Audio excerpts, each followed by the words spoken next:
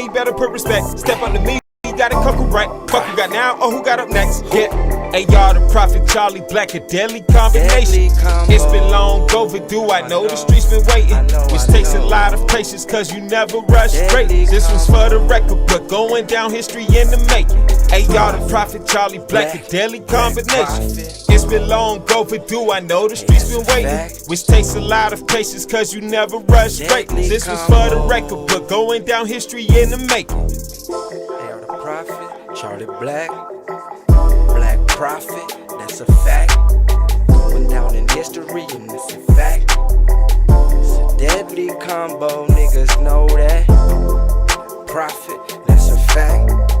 Black Prophet, from the bottom of the map. Atlanta, Georgia to Florida. We up in them waters, it's on, bruh. Black Prophet, that's a fact. Deadly combination, y'all got it at. They ain't ready for that shit, Charlie Black.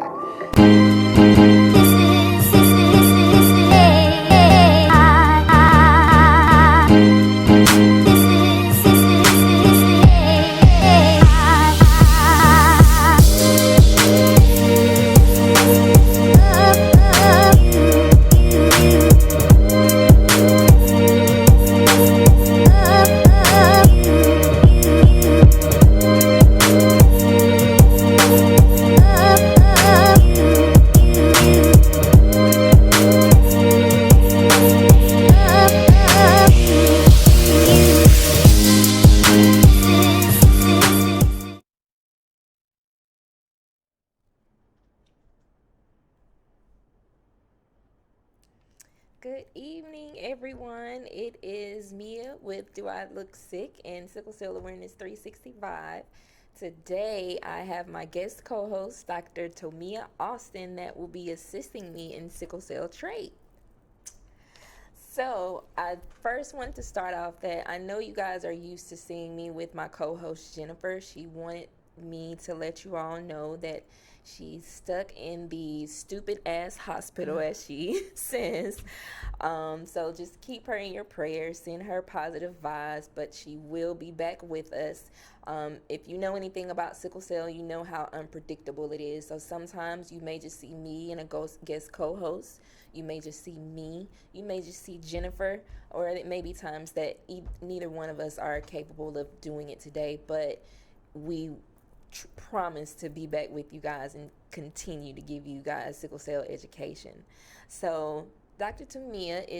Austin is with the As One Foundation, which is a foundation that strictly talks about sickle cell. Can you give just a little bit more before we show the clip of Mr. Darling talking about how the foundation came about?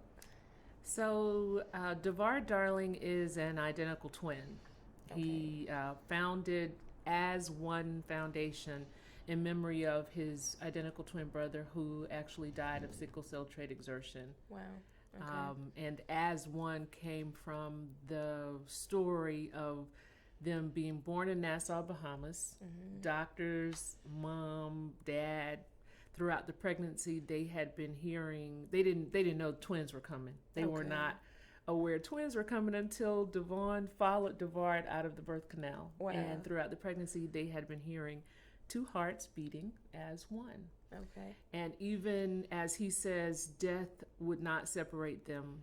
He always played football with a picture of his brother inside of his pads in his memory, and decided to start the foundation to memorialize his brother. And then and the foundation was started in 2007, and then I joined in 2010. The mission initially was to unlock and unleash the full potential of young people while assisting them in achieving their dreams in the face of life challenges. In 2011, after I had been there for a year, we worked with the board to update the mission to be about educating and increasing awareness of sickle cell trait while encouraging young people to achieve their dreams in the face of life challenges. And since then, our work has been in that, raising awareness about sickle cell trait, promoting hydration as that's the catch, that's the kicker, that is relevant to everyone, sickle cell trait or disease or not, and to hopefully assist in the education about trait, family planning, and especially the target population of those that exert, primarily athletes. Okay. And hopefully prevent the death that Devon suffered. Right. At the same time, making his life matter and his death not be in vain. Oh, I think that's awesome. I think that's what Mr. Darling talked about in this quick clip that we have of him just kind of explaining what how the As One Foundation came about, as you stated. So let's take a look at that. As One Foundation started with two young boys, me and my twin brother, growing up back home in the Bahamas, having a dream and goal of making it to the NFL and giving back to our communities. And that is the number one reason why it was started. I was left here to carry on that dream and that legacy after my twin brother passed away February 26, 2001. And the name As One Foundation was born out of a folklore story of my mother telling us that she never knew that she was having twins. Doctor only heard one heartbeat. And when I came out, it was a surprise that Devon was in there too. So two hearts beating as one foundation. That's where it all birthed from. That's where it all started, right there in Nassau, Bahamas, and having young boys dream and accomplish their goal is what it's all about. Darling Dash is a very fun-filled family event. This year will be held. So that, like I stated, is he explained how the As One Foundation got started, like you said. And I think it's really important for people to know about sickle cell trait. I know this show talks mostly about the disease, but the trait is just as important. And I know that sometimes doctors don't fully disclose what can go on with people having the trait. And a lot of times they think that, oh, I'm okay because I don't have any major symptoms. So what are some of the common misconceptions around sickle cell trait? If I may, I would like to just roll back a little bit and just say that Devard, he is a now retired NFL player. He's a wide receiver in the National Football League, and since retirement, which is probably now 7-8 years, he's still in football shape. Okay. He works out regularly, and that's important because that leads into the answer of your question, the misconceptions. Unfortunately, providers are educated with the standardized medical school curriculum that studies sickle cell trait the equivalent of 5 minutes. Wow. In a typical medical school curriculum. So, as much as we bang our heads, and I am not a physician, I'm not a clinician, I'm a researcher, but they don't know what they don't know, and often they don't know that they don't know. Right. So the misconceptions are what the aged research has said, which is people with sickle cell trait live a normal life.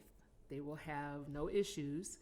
And the brief family planning advising is that there's the probability, which the statistic is 1 in 4 chance, but the probability is of having a child with sickle cell disease increases if you procreate with someone with sickle cell trait. And that's pretty much the advising that happens. Although testing is now mandated, all newborn screenings test for sickle cell disease, and if trait is diagnosed, then you're usually a parent that receives a letter in the mail with 3 bullets, and that letter goes where? In the trash, in the kitchen drawer. And the next time that there is a mandated test is if they are going to the military or if they're going to play collegiate sports. So elementary school, high school, community sports, right. It's not there. There's no mandate. So knowing about sickle cell trait is usually a happening that happens when it's too late. Yeah. And that's what that's what I wake up in the middle of the night thinking about, because it is true that sickle cell trait can seem asymptomatic. Right. But general advising is it is asymptomatic. And that just is not. If I believe patients, if I believe community, and the common denominator is sickle cell trait, then there's more to the story than that. And that's like a lumped in misconception. But if we take each one of them, we could talk for the next 5 hours for each. Right. So let's show a quick clip on how sickle cell disease is transferred when two people with sickle cell trait have a child. Now, this chart will not, it doesn't say that with each pregnancy there's you're going to have one child with that has no disease, one child or two children with a trait and one with the disease. These are the percentages each pregnancy. So if you have two people with the trait, there's a 25% chance that they'll come out completely normal, 25% chance that they'll have sickle cell disease, and a 50% chance that they'll have the trait with each pregnancy. I need people to understand that. So is just a view of how things are passed down from the parent to child. And I've had people to run into me that I've had one person say that both of her parents she said that her sister had the disease, but neither one of her parents had the trait because she didn't have the disease. And I advise her as an advocate, but, I'm not a doctor, so most people kind of let that information go over their head, but it's still something to be noted. So that's very important when we're dating and meeting other people, that I think should come along with the questioning of if you have any other diseases going on, do you have sickle cell trait? And then it gets into the different types of hemoglobin. Can you discuss a little bit about the different types of hemoglobin? Oh my gosh. Again, a very long show. So I'll just, and I qualify this by saying I am not a clinician. I am a researcher. And based on my research, there are hundreds of traits. And there are about 12 that actually have names, from C trait to D trait, F trait, Monroe trait, and so on. And there are, like, thalassemia is not tested for in the newborn screenings. You usually have to be a little along in age, like beyond 3 years old, before you can even be tested for thalassemia trait. And then, as with every sickle cell disease patient, snowflakes, it's the same with sickle cell trait. It's just so many more. There's an estimated 4 million in the United States that carry trait, to the estimated 90 to 100,000 that have disease. And the majority of that 4 million don't know. And they are people, not just African Americans, they are people of African, Asian, Indian, Latin, Italian, Irish, Greek, and Turkish descent. So their skin color is really, it's not a skin color thing, it's a bloodline thing. And, you go back to the one drop and migration and mixed race births. It's worth taking the time, going to do the quick blood draw and have yourself tested and know your status, and not play the principle of exclusion because of your skin color or what you may even be told. There's he's a lobbyist here, right here in Atlanta. Andy Lord. White fella. Yes. Blonde hair, and I believe there's a blue eyes. And he is a trait carrier and did not find out until he was an adult and a father. And his son was born with sickle cell trait, if I'm remembering the story correctly. And he had to go and have a conversation with grandma to find out, what is going on. Because apparently, and again, how can we say these things didn't show symptoms because, again, with sickle cell trait, sometimes a person is thinking they're cramping when that is actually trait crisis pain. Wow. And I hear so often from trait warriors, as we call them, I'm told I was having growing pains, but if you're 30, are you having growing pains? Right. That because your blood cells sickle. Right. And we don't think about that. And I've seen arguments on Facebook where someone with the trait says that they're having, maybe they call it a crisis, or maybe, and I can see where the person with the disease may be more severe. However, that doesn't mean that a person with the trait does not have pain. So that's a very interesting point as well. Just the fact that they deal with additional problems as well. I think some of my mom's issues stem from sickle cell trait, and her doctors won't say it, but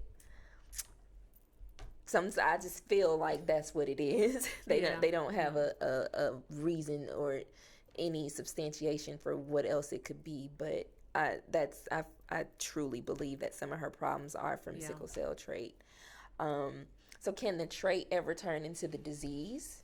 The trait can never turn into the disease. Good. That's good to know. I know on the sickle cell disease side, you get the unfortunate question in the hospital. Well, how long have you had sickle cell disease?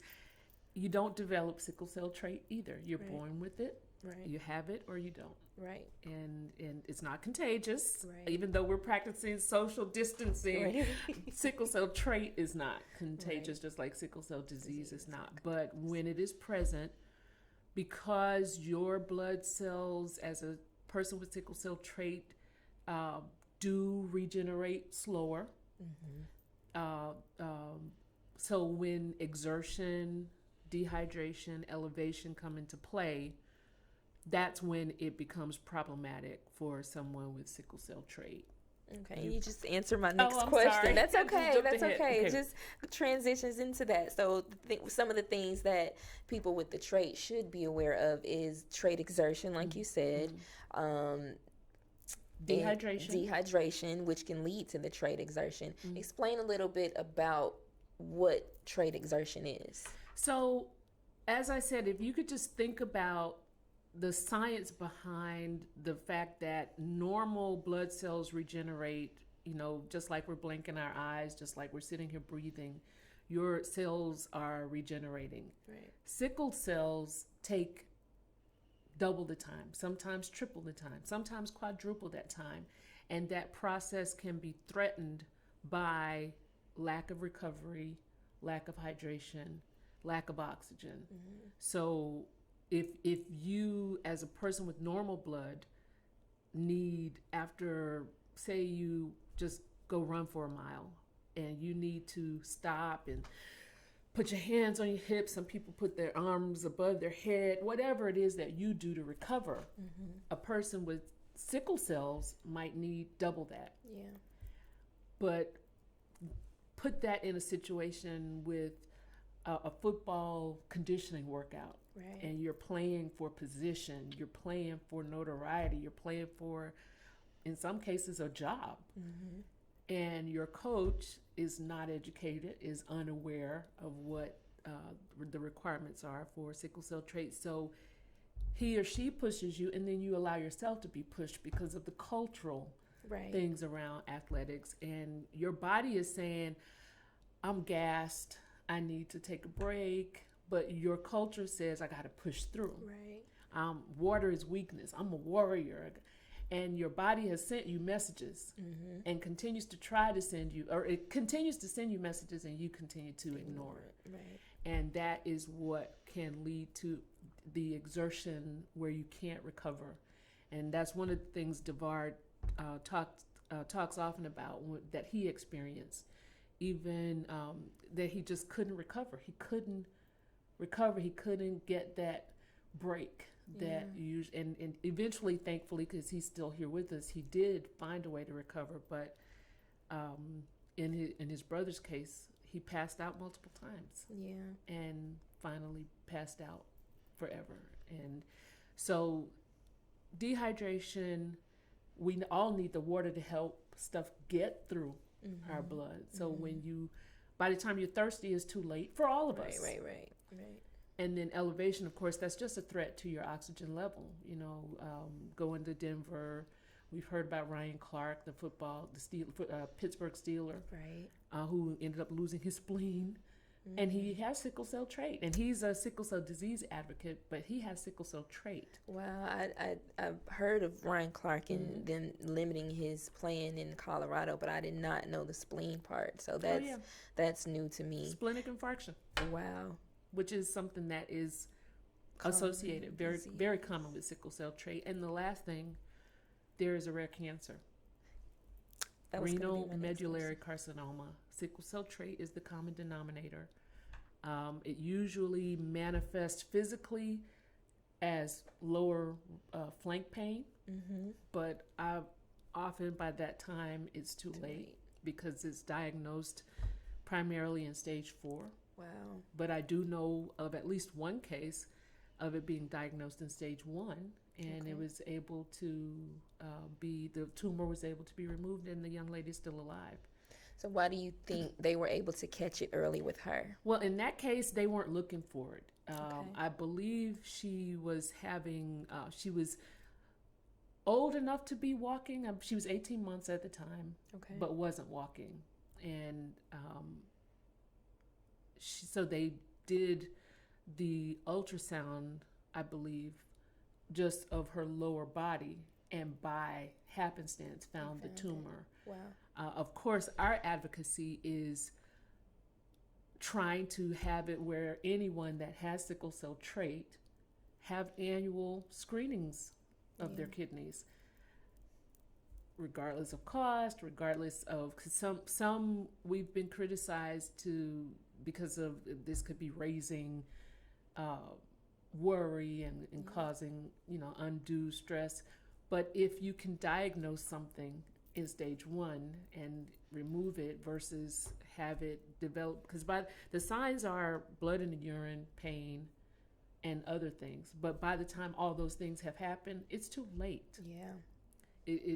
I think it's somewhere between 6 months to 2 years that it causes demise. So, and sickle cell trait is the common denominator there as well. Wow, that's new as well. We've spoke before on that, but I know a lot of people in the sickle cell community, even those with the trait, had no idea about that. I've heard people also mention, and correct me if I say it wrong, but rhabdomyolysis? Rhabdomyolysis, yeah. Okay. So in rhabdo, that it's called for short, is something that affects people with sickle cell trait, but it can affect people that don't have sickle cell trait, and that was pronounced quite a bit as the popularity of CrossFit rose. That high intensity working out. Some people work until I forget the term, but basically you push yourself until you can't go anymore. Okay. But rhabdo is basically where you work yourself so hard that your muscle tissue breaks down. Whoa. And seeps into your blood. Of course, dark urine, just absolute loss of use, usually in your larger muscles. People can recover, but if sickle cell trait is there, it's usually death. And that is what's listed on Devon's death certificate. Wow. Because also, sickle cell trait does not have a cause of death code. So our statistics, our data, our what is the word for? I can't believe surveillance. The surveillance of sickle cell trait hospitalization data is skewed because there is no cause of death code. Whoa. So if you don't have a cause of death code, any death certificate that is of a person that died of sickle cell trait is not going to say that was the primary. They're going to say it was exhaustion. And Devon's says exhaustion, rhabdomyolysis complicated by sickle cell trait. Wow. But every death is not, listed every death certificate doesn't list it that way. So we have some hurdles, but hey, I'm sitting here on a sickle cell disease focused show talking about sickle cell trait. So we're making strides. Absolutely. I mean, amazing things are happening. People are talking about it, and I firmly believe that sickle cell disease education is not comprehensive if it doesn't include sickle cell trait education.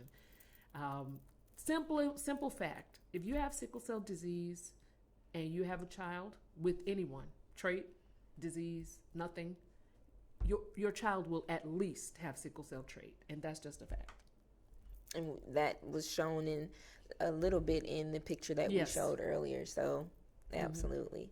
So I think you kind of covered about people with the trait traveling and playing sports, and basically the precautions is to hydrate. And Ryan Clark being limited in his playings in Colorado because the altitude is so high. The first time, even though I had the disease, the first time I flew, I was 14 years old and I got sick. And they basically explained, the higher the altitude, the less the oxygen. So it's difficult. So, but this doesn't mean that people with the trait can't travel or can't play sports. Yeah. Just have to take these precautions when you participate in these kind of activities. So, Devard says it's important to know your body. Right. And what we say in our Operation Hydration program, when we're educating young people about hydration, regardless of sickle cell trait status, is to hydrate before, during, and after any physical exertion activity. And that's football, basketball, cheering, marching band, running track, dancing. Hydrate before, during, and after. And I always, I say, look, the new school science it goes away from 8 glasses of water a day. It says consume half your body weight in ounces of water a day. And when I'm standing in front of an audience, I ask, okay, so if you are a person that weighs 200 pounds, you should be consuming 100 ounces of water a day. Right. We go through a few numbers, and I show a picture of a little dog getting water. We water our plants. We even put water in our cars to prevent, running hot, plants dying, dogs getting lethargic, our pets getting lethargic. But in order to keep a human from dehydration, that's the science. You must consume half your body weight, at least, of water a day. And it's difficult sometimes and it's difficult to reach that. People don't do it. Hell, I don't do it, But women in particular are highly dehydrated. Okay. And then you add sickle cell disease or trait to that, a blood disorder that requires proper hydration. That can explain some of the complications. So hydration is, it's the reason why your skin looks as beautiful as it looks. Thank you. But there's so many other benefits of hydration, especially when sickle cell disease or trait is present. Wow. That's a lot of information to take in. And like you said, hydrating is great for anybody, no matter what illness, no matter if you're completely healthy. So I completely understand that. So my next question is, I know you said that people with the trait should get annual tests on their kidneys. Are there any other specialists that people with the trait need to see? Well, believe it or not, I've heard everything from ocular issues, hearing issues. If you just think about the fact that your blood is everywhere. Yeah. And so you can have a crisis anywhere you have blood, right? So nephrologist, it depends on what complications you're having. And I would definitely say nephrology, just because I want people to have somebody looking at their kidney. Right. It is not required. And then, quite frankly, there is adversity to having annual tests for sickle cell trait. It is not a welcome thing at this point. Right.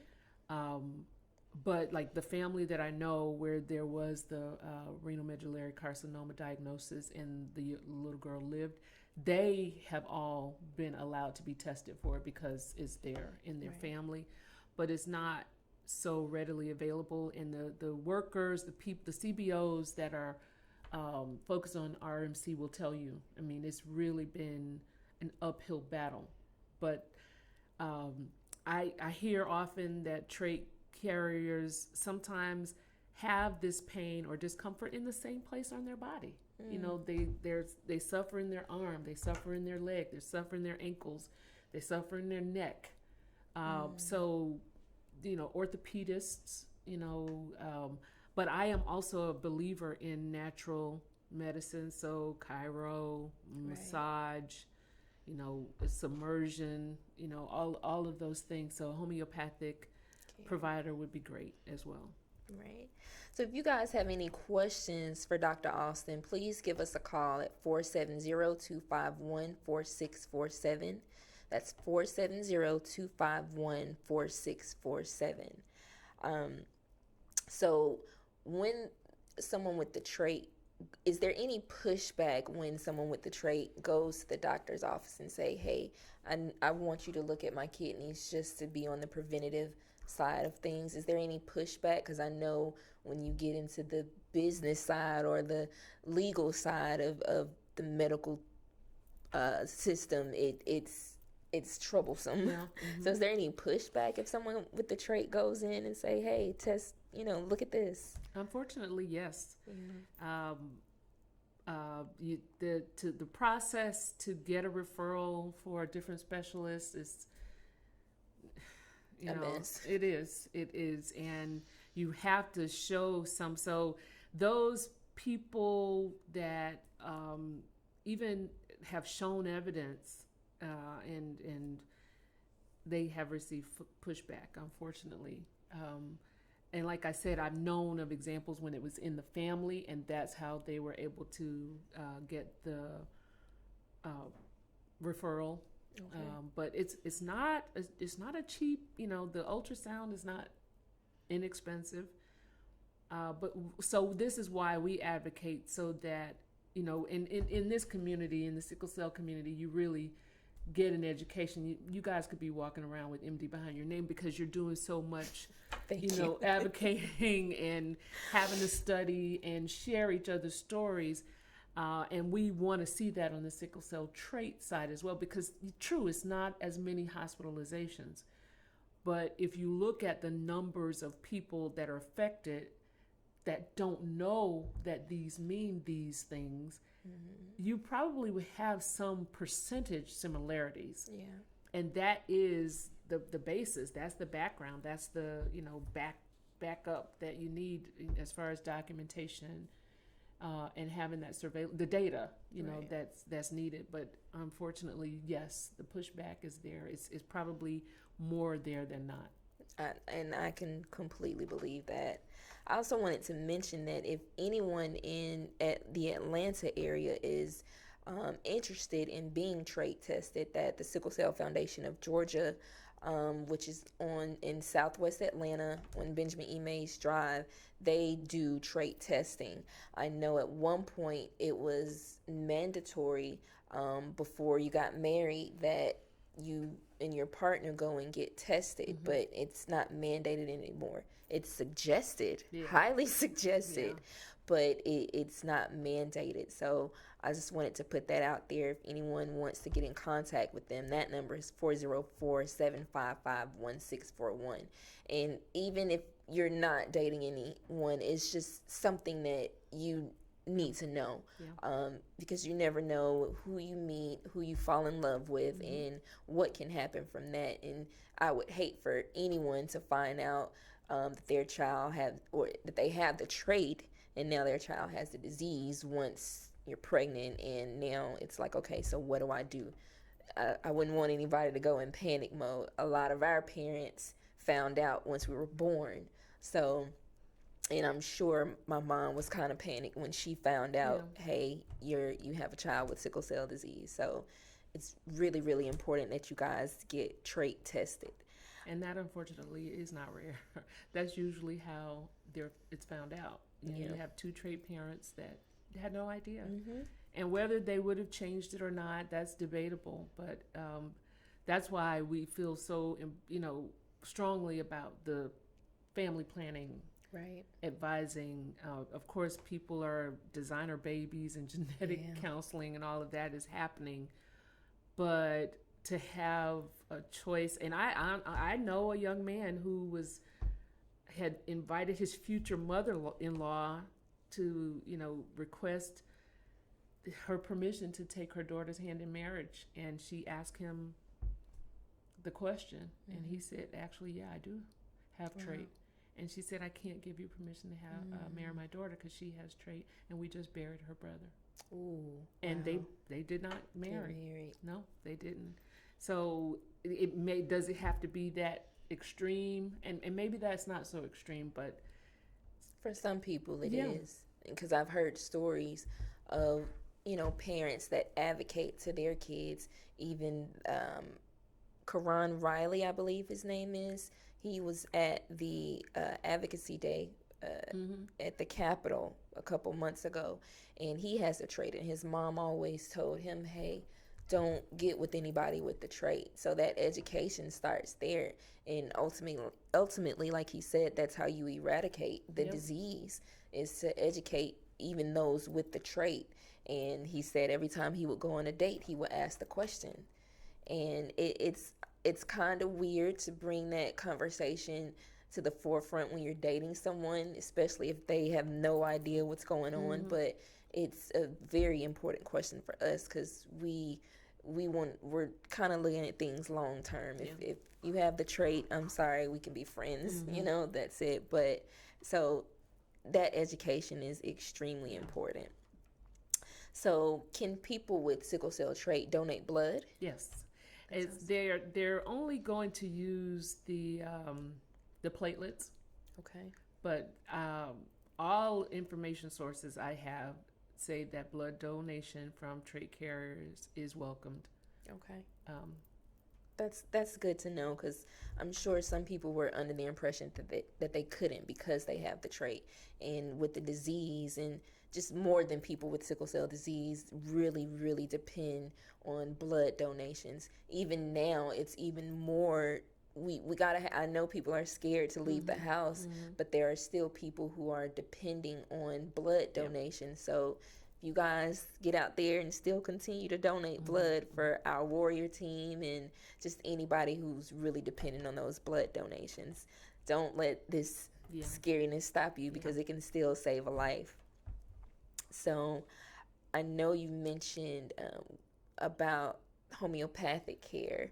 Are there any other tips that people with sickle cell trait need to take on to make sure they keep or maintain a healthy lifestyle with the sickle cell trait, like staying away from alcohol or just whatever it is? Well, the biggest thing is to not make the mistake of believing the hype that sickle cell trait is asymptomatic.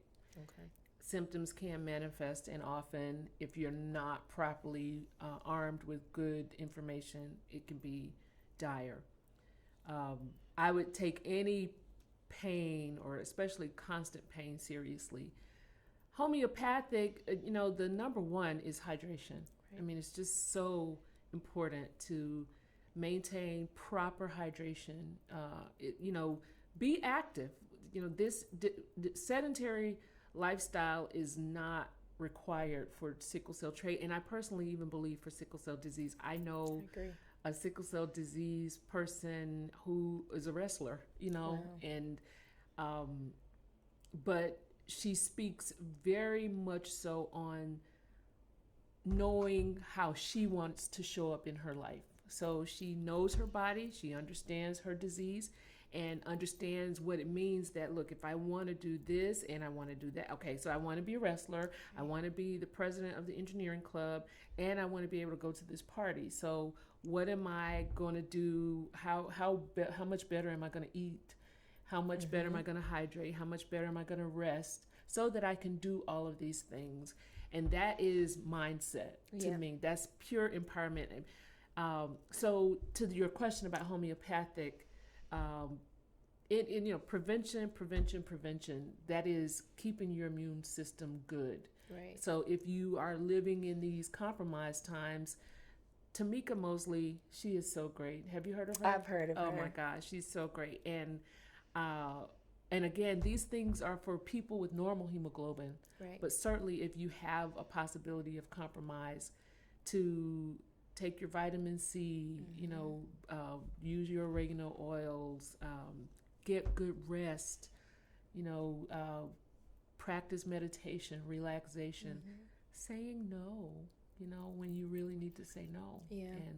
And not taking too much on. Know your body and start paying attention as early as, if you're raising a child with sickle cell trait, help him or her understand what's going on with their body so that they communicate. They can communicate what's going on with sickle cell trait the same way that they can communicate the urge to eliminate. If they have to do number 1 or number 2, it's not rocket science here to learn and be in touch with your body. And beyond that, that's how they'll, age. I see this as a kid with asthma. Yeah. They have to have their pump. It shouldn't be stigmatizing. And that's the word. That's the word that has caused people with sickle cell trait to lose their jobs, to not be able to be a pilot or a flight attendant because of stigma. And stigma is basically a huge assumption that's based on fear. Yeah. I think it's mostly based on fear. It is. And, the sickle cell trait mandate that's put on by the NCAA is criticized for that. I don't mind the testing. I just think it needs to be comprehensive education associated. I want everybody that has the sickle cell trait to know. And if you don't have the sickle cell trait, I want you to know that too. Right. And right now we only have 2 mandates. That's the newborn and that's the NCAA screening, the National Collegiate Athletic Association screening. It used to be only for D1 schools, the larger schools. But I happen to have the privilege of knowing Dale Lloyd's parents, who Devon died in 2001. He was at Florida State, a D1 school. And the mandate was in place then. That's how they found out they had sickle cell trait. Wow. But they were just told, don't have a baby with someone with trait and you'll be fine. They weren't told anything about exertion or hydration or anything like that. And then 2006, here, Dale Lloyd, who's not at a D1 school, but he exerted and died in September from sickle cell trait exertion. But his death did lead to the expansion of the mandate from D1 to 2 and 3. So that's what we have right now. Yeah. And everything can be improved for sure. Absolutely. But testing, find out. Thank you so much, Georgia Foundation, for offering that service because it's needed. It is. And people need to know, and not just people with brown skin. Right. One of my cousins found out that he had the trait when he was playing football for University of North Carolina. And he suffered, I think it was dehydrated. He was cramping really bad, and he probably experienced the same thing as not being able to recover. So when he did get to the hospital, and that's when he found out, hey, I have the trait. And that's a close cousin. And his father and my mother are siblings. So it was kind of a shocker for them. I'm the only one in my family with the actual disease. So that was kind of a shocker for him. But like I said, he didn't find out till he was playing college football. He had played high school football the entire 4 years. So that was pretty much a wake-up call for him. Yeah. So what are the best ways for someone with the trait to support and advocate for those living with the disease? So resoundingly assist in the education, help us all understand that sickle cell disease education is comprehensive when it includes sickle cell trait education. A lot of people, even I'm so surprised, but I shouldn't be, that people don't even understand that there is a difference between sickle cell disease and sickle cell trait. Wow. People say it, and they say they use it by interchanging sickle cell anemia, sickle cell disease, and there are varying, derivatives of it. But trait is not disease. And unfortunately, there's even some train of thought that says trait is a form of disease. But there are distinctions, and that comes with the education that I feel that a person with sickle cell trait, because of the probability that you could birth a child, because of the probability that your parent could possibly be a disease warrior, it's in the family. Yeah. It's in the blood. So let's tell as many people as we can about it and educate. And when we do the Operation Hydration, we educate in schools, educate coaches, student athletes, and we're formulating an idea of a football camp, an Operation Hydration football camp. And the idea is that, as wildly as the thought is, I want sickle cell trait carriers to be so prepared, so strong, so aware that it's cool to have sickle cell trait. Right. And that's because a person with sickle cell trait is aware of their hydration needs. They're aware of their body needs. So they're going to come to practice ready. Yeah. So that's another way that a sickle cell trait can support sickle cell disease, is to not be a victim. And in the sickle cell disease population of you that are doing it, I mean, really doing it, trait, it's in I always tell this story. Dominique, her last name is slipping my mind. Is it Goodson? Harbor? Friend? Okay. That's it. She spoke into my life, I say, by saying that, because it can be discouraging sometimes. There's not a whole lot of money to fund sickle cell trait education. There's not a pharmaceutical associated. So the funding is, it's pure grassroots funding. And so it can be discouraging. And she said, look, as a disease warrior, she has sickle cell disease. We need you. You are our army. And she gave me a visual. Usually in the hospital with the sickle cell disease patient, their parent is a trait carrier, or maybe their child advocate is a trait carrier. So when I talk to the pharmaceuticals, when I'm able to get audience, like, hey, you're missing out on an audience because these are the influencers in the house. How many times has your mom said, baby, well, maybe you should think about so-and-so. She's using influence on you. Yeah. And vice versa. So supporting each other as not mutually exclusive. We're all in this together as one. That's what we say at the As One Foundation. And I know my mom raised me and my sister, y'all got. So if anybody was coming up to one of us, they had to deal with both of us. Right. And that is truly, a good colleague says, maybe not think of it as trait. Let's think of it as major or minor. Sickle cell major, sickle cell minor. So maybe, some people won't say, okay, you don't have full-blown disease. Yeah, but I have full-blown trait. Right. Wow.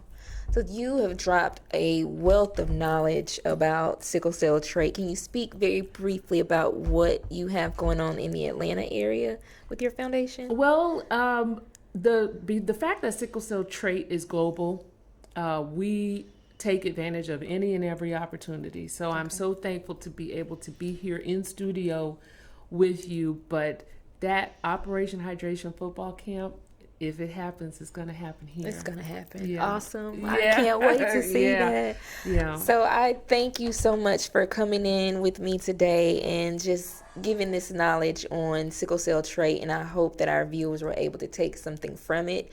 I want to just quickly say that the sickle cell 41st annual race that was originally for April 11th has been postponed due to all the chaos that's going on. I hope you guys are practicing your social distancing and staying at home, only going out when you need to. Just keep your hands washed, keep it sanitized, and just stay safe out there. Stay clean, stay virus free. free. Yes. Also, I want to thank our sponsors, Kids Stop Daycare and Learning Center, the Apex Museum, and the Black Professionals Network for helping us put this thing together. Please continue to follow us on YouTube, Facebook, Instagram, Twitter at SCA365 or Sickle Cell Awareness 365. Also find Dr. Austin at As One Foundation, on Instagram. Yeah, Instagram, Facebook. You can also order these awesome t-shirts on our website, www.sca365.com, and we'll check you guys out in a couple of weeks. Bye.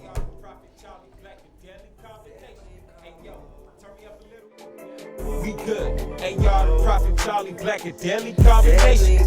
It's been long overdue, I know the streets been waiting. This takes a lot of patience, cause you never rush straight. This was for the record, but going down history in the making. Hey, y'all, the Prophet Charlie Black, a deadly combination.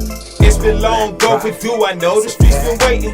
Which takes a lot of patience, cause you never rush straight. This was for the record, but going down history in the making. First it was Elijah Muhammad, now we the honorable black prophet. We been in our bag and out of our feelings, securing all the profit. Ain't going outside, don't know what you hearing, so miss me with that gossip. Saying sucker free from up shit, let someone get out of pocket. Whoa, we come from different walks of life, but relate to the same cause. Fighting to live, live a fight, laid up behind them hospital walls. They focus like the face, but like syringes sharper than a knife. Take a cookie from the jar, grind it, wrap it in the raw. YBT would stay loyal, no damn miss a prop. Shots to my producers, King Jones, it's a hop.